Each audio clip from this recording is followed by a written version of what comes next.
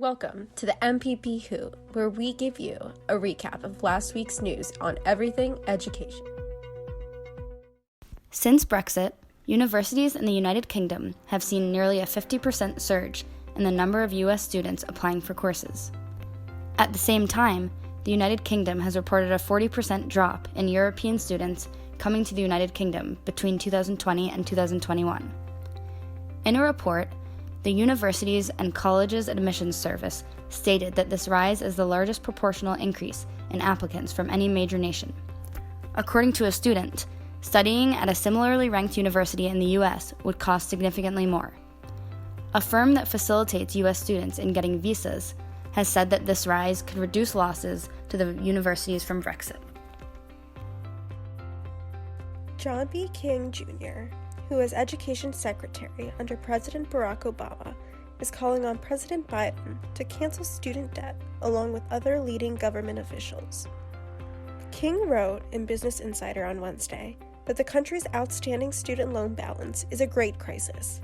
King wrote, "All too often, the crushing weight of student debt prevents people from even considering buying a home, beginning a family, or starting a new business."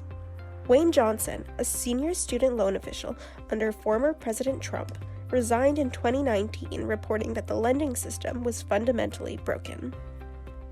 Biden has called the U.S. Department of Education to prepare a memo that outlines his power to forgive student loans, but the agency has had the report for more than 10 months and hasn't made the findings public.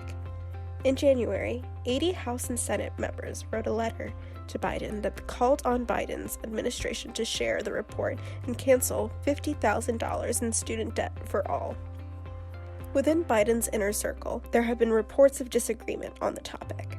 Biden has questioned whether canceling loans for those who've profited from college educations is the best way to keep middle-class families afloat.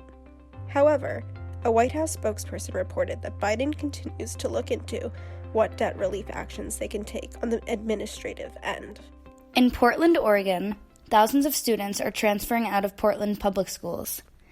Since the start of the pandemic, Oregon has reported a loss of 30,000 students from public schools.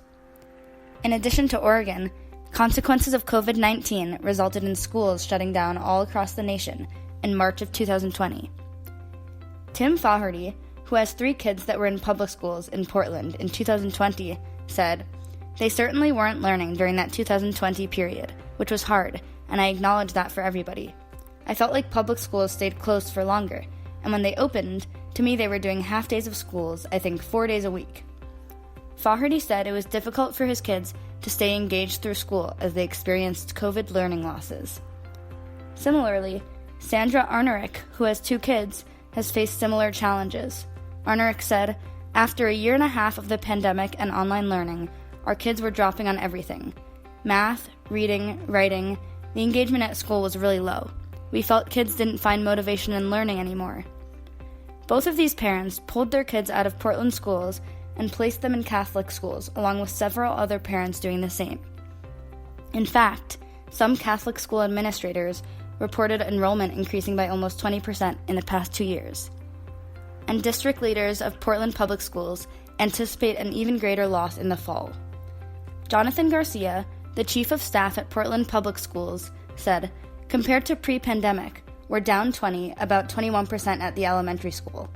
At the middle grades, we're down about 5% pre-pandemic." Thanks for watching. Make sure to like and subscribe so you don't miss next week's episode.